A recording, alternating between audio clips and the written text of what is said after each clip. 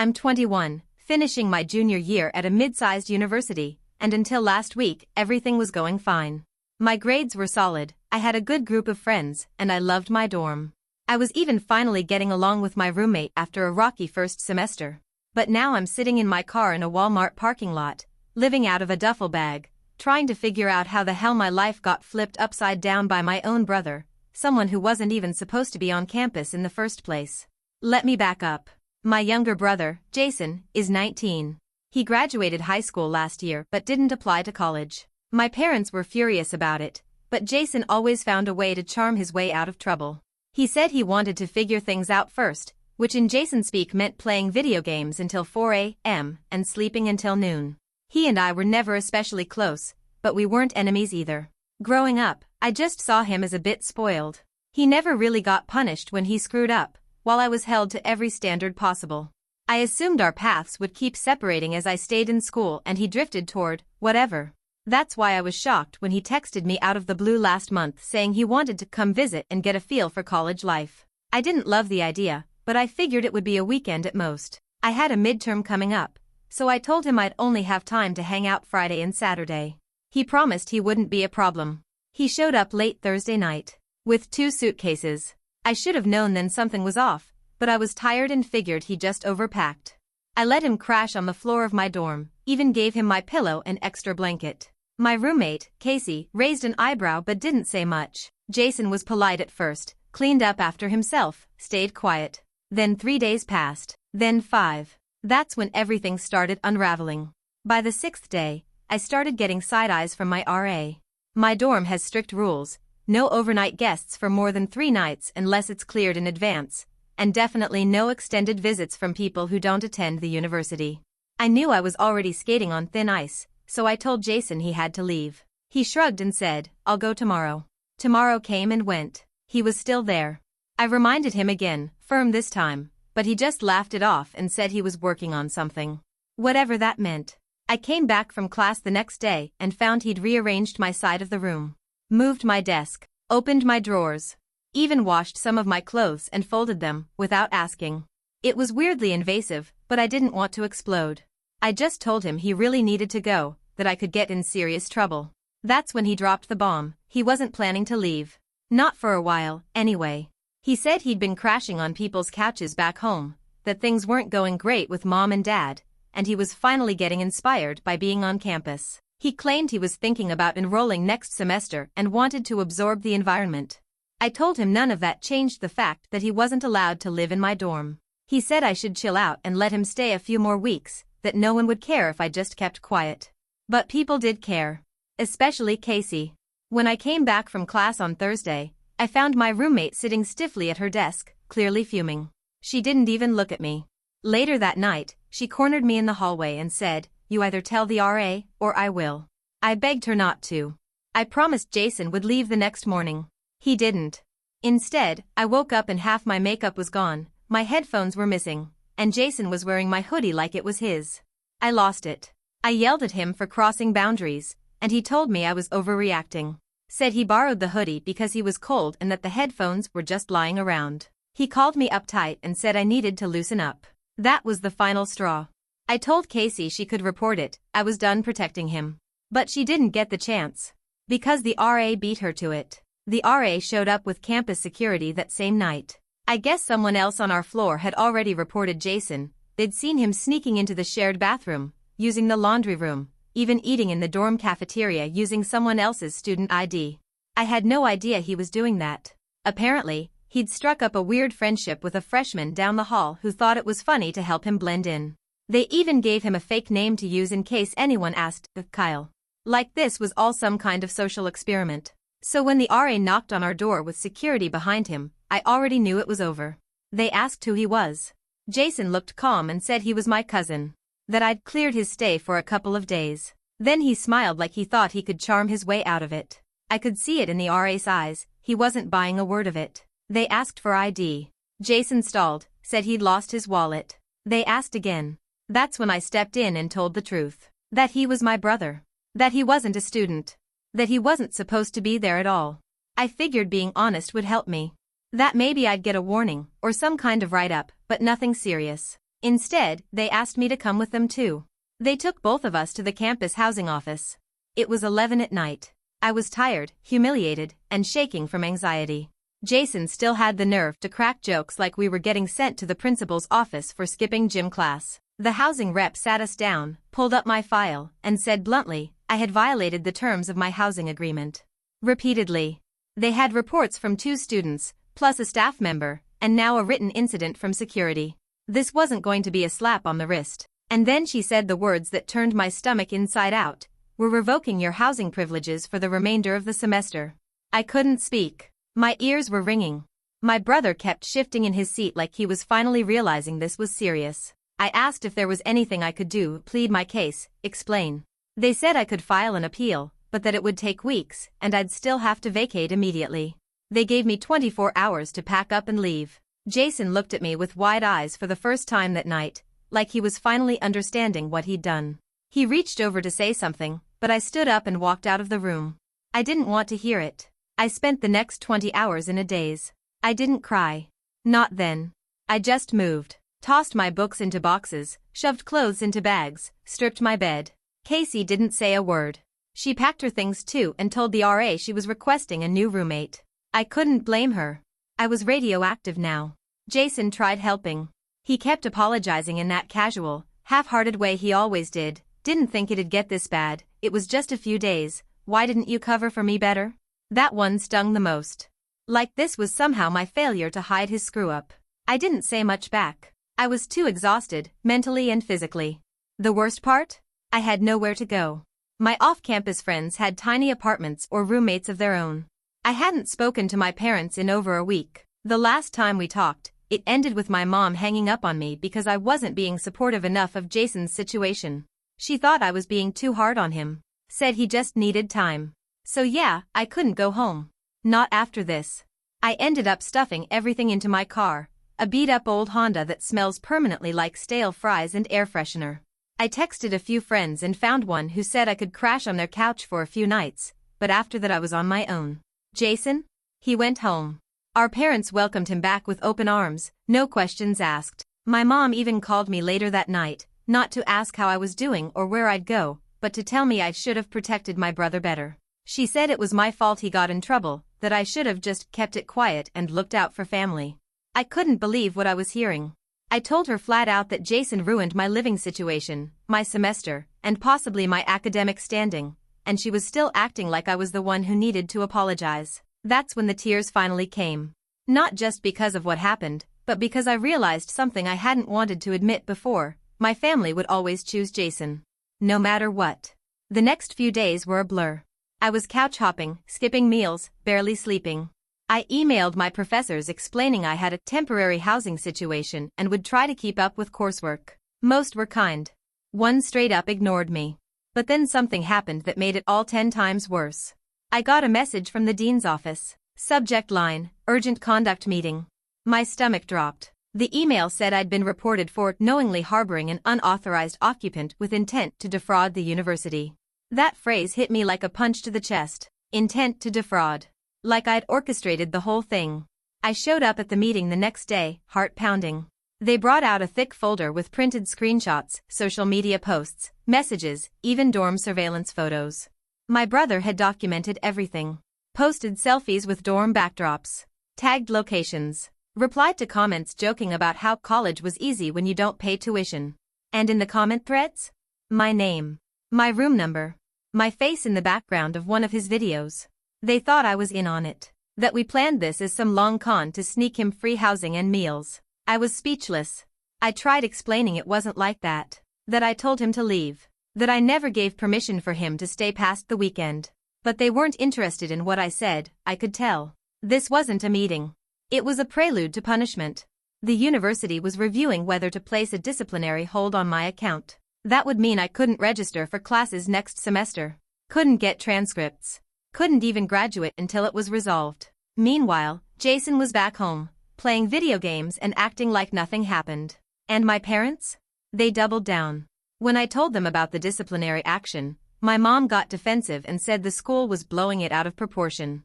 My dad said, and I quote, "Maybe this'll teach you to stop throwing family under the bus." It was like they were living in a completely different reality.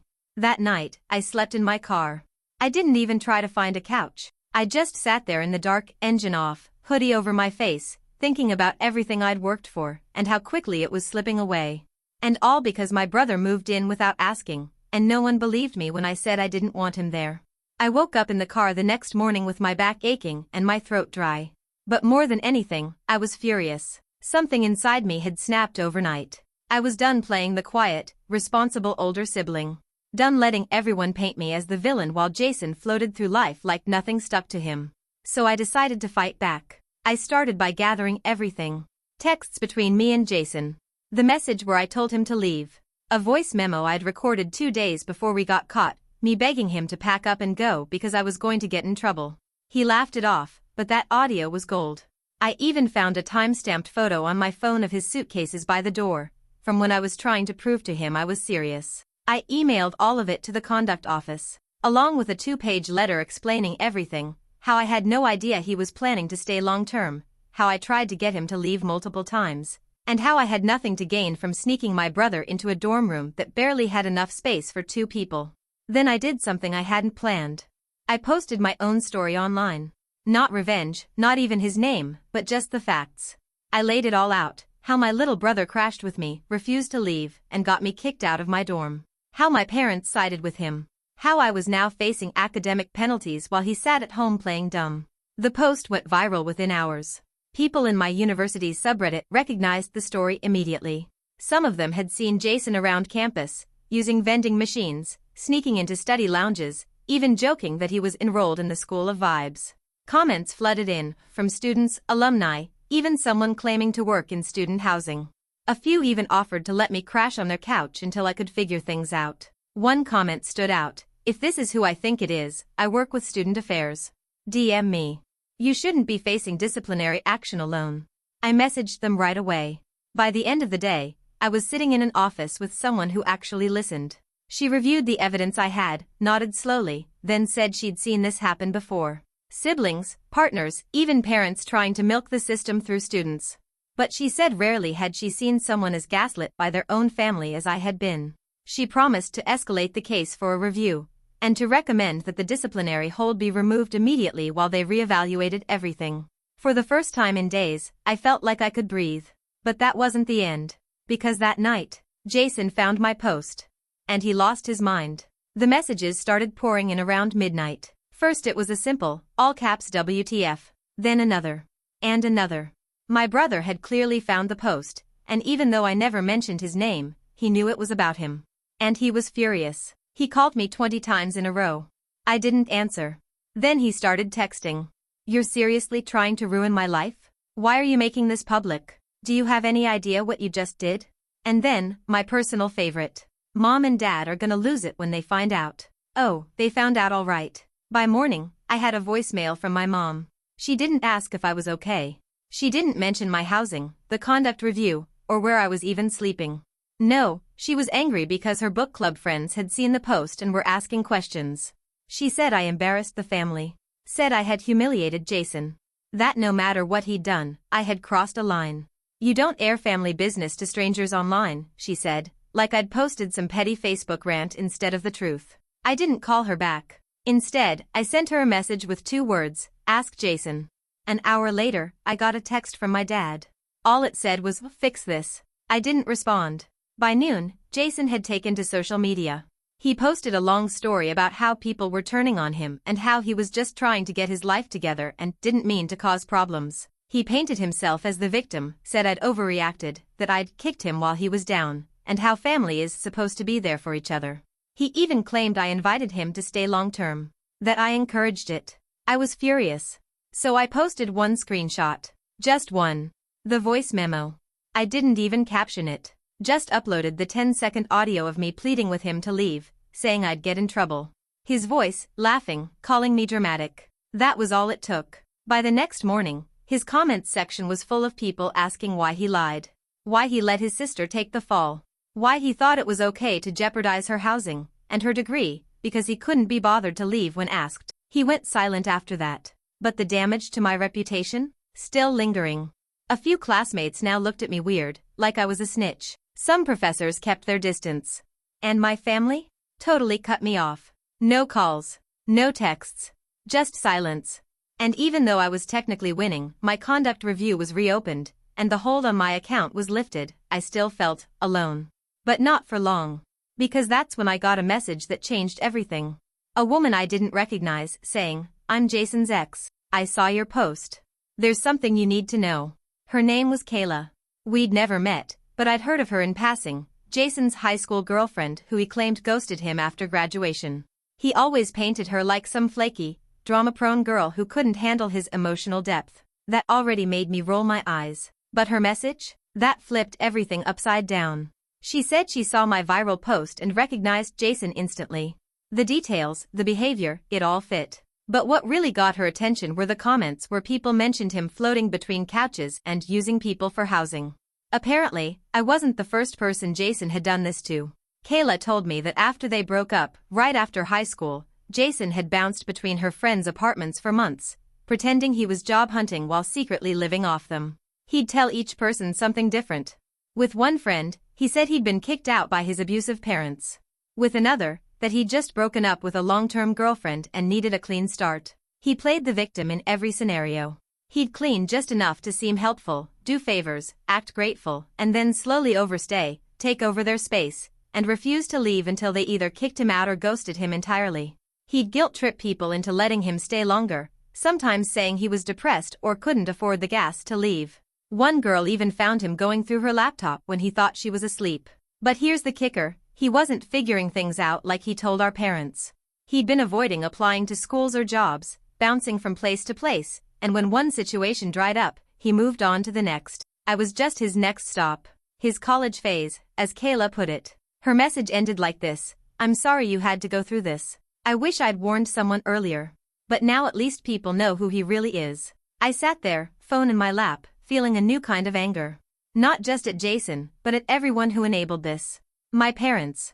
The people who excused it. Even myself, for not questioning it sooner. He had a pattern. A method. I wasn't just unlucky, I was targeted. He knew I'd be too scared of conflict, too loyal, too desperate for family approval to shut it down early. I was done playing that part. So I sent Kayla a thank you message, and then I did something I hadn't done since this whole thing started. I contacted the dean's office and formally requested that Jason be banned from campus entirely. Then I sent the same evidence to the housing department and the campus security office. I wasn't taking chances anymore. I wanted it in writing. On record. Jason wasn't going to weasel his way into anyone else's dorm ever again. 3 days after I sent the reports, I got a call from my mom. I almost didn't answer. But part of me thought, maybe they finally understood. Maybe they were ready to listen. I was wrong. The call started calm. She asked if I was okay, said she'd heard from Jason that I'd been staying in my car. That part was true, for a while. But I'd found a temporary room with one of the girls from the university subreddit who recognized my story and offered a spare futon. She and her roommate had been amazing, more supportive in a week than my own family in a year. When I told my mom I was safe, she sighed like she was relieved. And then she pivoted. She said Jason had been devastated by the fallout. That people had been sending him nasty messages. That he'd never meant for things to go this far. She even said he cried in front of her, something he apparently hadn't done since he was 13. I didn't say anything. She took that as an opening to lecture me. Told me I was too harsh. That I had humiliated my brother publicly. That even if he made mistakes, I was cruel for dragging our family through the mud. That I had a responsibility to protect him, no matter what. That's when I lost it. I told her everything, every detail Kayla shared, every couch he'd used, every lie he'd told, every person he'd manipulated. I told her about the screenshots, the stolen ID swipes, the campus security photos, the fake stories he told people to get free housing. And when I finished, I asked her one simple question. If I had done all that, would you still be defending me? She didn't answer. Just stayed quiet on the line. Then said, barely above a whisper, "You've changed." And I finally said it. The thing I'd been choking on for weeks. No. I stopped protecting people who never protected me. Then I hung up. No drama. No screaming. Just silence.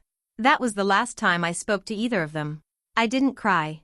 Not because it didn't hurt, but because something inside me had finally clicked into place. For the first time in my life, I saw them clearly. My mom. My dad. Jason. All of them wrapped up in this cycle of excuses and fake apologies and blurred lines. And I wasn't going to live in that cycle anymore. The next morning, I filed for full financial independence from my parents through the university's aid office. I submitted documentation proving estrangement and hardship. It was a long shot, but I was finally betting on me. And something wild happened. The school approved my appeal. The email came in the middle of the night. I was lying on the futon, headphones on, half asleep, when my phone buzzed. Subject: Appeal approved, reinstatement of housing and financial aid adjustment. I must have read it 10 times before I believed it. The university was reinstating my housing, effective immediately. They couldn't return me to my old dorm, which, honestly, I didn't want, but they offered a single in one of the senior buildings. I was also being granted emergency aid to cover costs for the rest of the semester, and more importantly, they'd officially closed the disciplinary investigation. My record would remain clean. I sat there in the dark, tears streaming down my face, not because I was sad, but because I felt free. The next few days moved fast. I moved into my new dorm. Clean. Quiet. No Jason. No Casey giving me cold stares. Just space to think, to heal. People from the subreddit started recognizing me on campus. Not in a weird way, but with quiet support, like we were in on something bigger. One girl slipped me a note in class: "Thanks for standing up.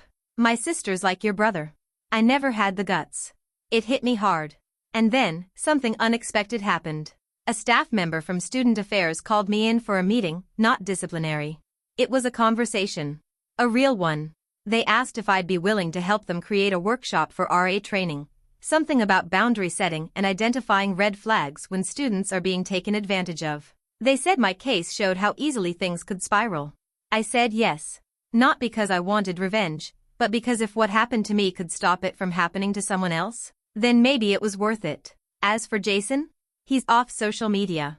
His "I'm the victim" post got deleted after more and more people started replying with screenshots and stories. Rumor has it he's still at home, sulking, blaming me for everything. My parents? They've gone quiet. I think they realized I wasn't coming back. Not to visit. Not for the holidays. Not for anything. I'm not bitter. Not anymore. I'm building a new kind of peace, one that doesn't include the people who let me drown so they could stay comfortable. I've started applying for summer internships, far from home. I've connected with a few students who've been through similar family messes. One of them, actually, is now my roommate. We talk late into the night sometimes, about how being the responsible one always came at a cost, but not anymore. I'm not cleaning up anyone else's mess again. Not for Jason. Not for my parents. This is the first time in my life where I get to decide who belongs in my world. And honestly, it's never felt better.